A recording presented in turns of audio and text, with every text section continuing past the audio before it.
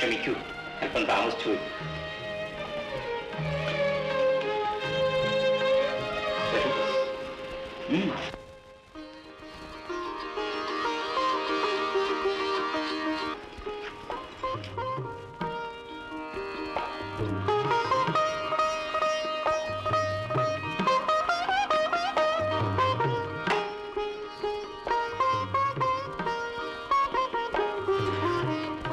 പൊള്ളുന്ന ചൂട്.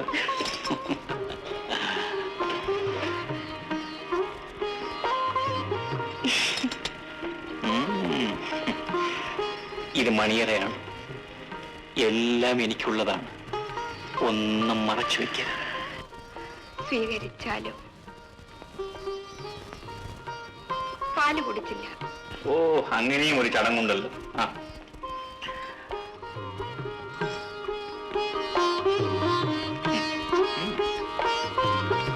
ഓ രജനി, ഓ ഞാൻ ഒരു കാര്യം മറന്നുപോയി. ഞാൻ പോയിട്ട് ഉടനെ വന്നേക്കാം.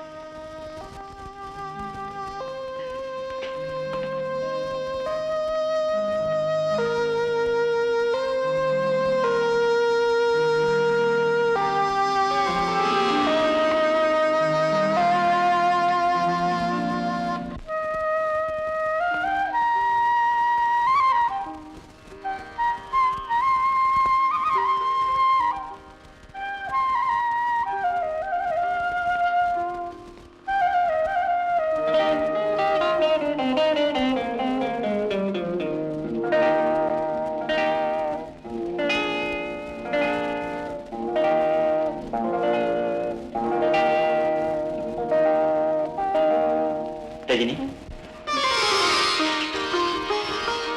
ഈ കട്ടിൽ കിടന്നുറങ്ങാൻ പാടില്ലായിരുന്നു. സാരമില്ല. ഞാൻ എവിടെ പോയിരുന്നു രജനി അറിഞ്ഞാൽ എന്നോട് ക്ഷമിക്കുമെന്ന് എനിക്കറിയാം.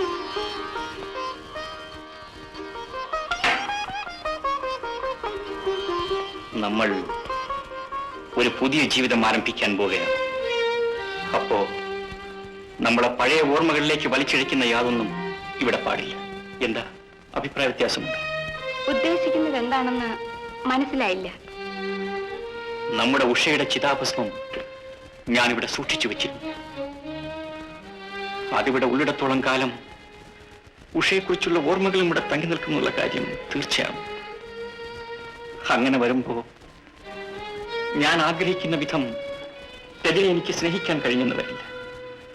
അതുകൊണ്ട് ഞാൻ ആ ചിതാഭസ്മം കടലിൽ കലക്കാൻ പോയതാണ്. അതെന്നോട് പറഞ്ഞിട്ട് പോകാമായിരുന്നില്ലേ? പറഞ്ഞാൽ നേരം പുലർന്നിട്ട് പോയാൽ പോരെയെന്ന് രജനി ചോദിക്കും. നമ്മുടെ കല്യാണത്തിന് മുമ്പ് തന്നെ അതിവിടെ നിന്ന് മാറ്റേണ്ടതായിരുന്നു. അന്നത്തെ ബഹളത്തിനിടയിൽ അത് ഓർമ്മിച്ചില്ല. ഓർമ്മിച്ചപ്പോ ഇന്ന് ഒരു നിമിഷം പോലും അത് മാറ്റിവെക്കേണ്ടെന്ന് കരുതി. ക്ഷമിക്കണം. സാരമില്ല. അത് വെറും ഒരു ഭംഗി വാക്കല്ലേ. കയ്യിൽ കിട്ടിയ ഒരു പ്രഥമ രാത്രി അടുത്ത ദിവസത്തേക്കാണെങ്കിലും മാറ്റിവെക്കുക എന്നത് നിസ്സാര കാര്യമൊന്നുമല്ല. ആ, പിന്നെ മറ്റൊരു കാര്യം. രജനിയുടെ കൂട്ടുകാരി ഉഷ, അതായത് എന്റെ ആദ്യ ഭാര്യ, കല്യാണം കഴിഞ്ഞിട്ടും പ്രഥമ രാത്രിക്ക് വേണ്ടി മാസങ്ങളോളം കാത്തിരുന്നു. ഇതൊരു ദിവസം മാത്രം. സഹിക്കാവുന്നതല്ലേ ഉള്ളൂ. സഹിക്കാനാവില്ലെന്ന് ഞാൻ പറഞ്ഞില്ലല്ലോ.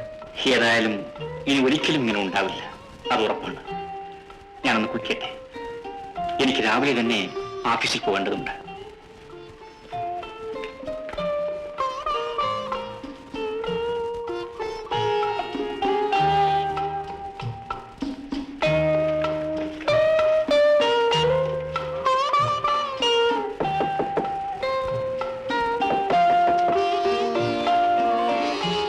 എന്താ?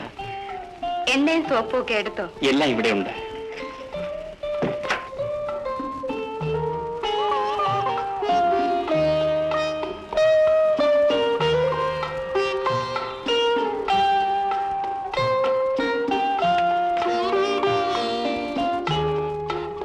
അയ്യോ കുഞ്ഞെ, അതെല്ലാം മാധവിയമ്മ ചെയ്തുകൊള്ളാം. അതിനല്ലേ ഈ മാധവിയമ്മ.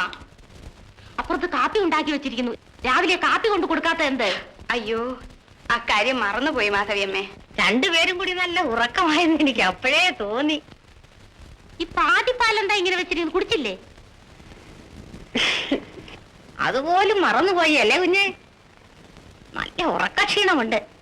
ഏതായാലും മുഖം ഒന്ന് കഴുകിക്കളയും. അല്ലെങ്കിൽ വേണ്ട, രാവിലെ കുളിച്ചേക്കൂന്ന്. ആ പൂജാമുറിയിലൊക്കെ പോകേണ്ടതല്ലേ? ശരി മാധവിയമ്മേ. അയ്യോ കുഞ്ഞെ, ഞാൻ പറഞ്ഞതൊരു തെറ്റായിട്ട്. ഇതിലെന്താ തെറ്റ്? പറഞ്ഞത് മുഴുവൻ ശരിയല്ലേ?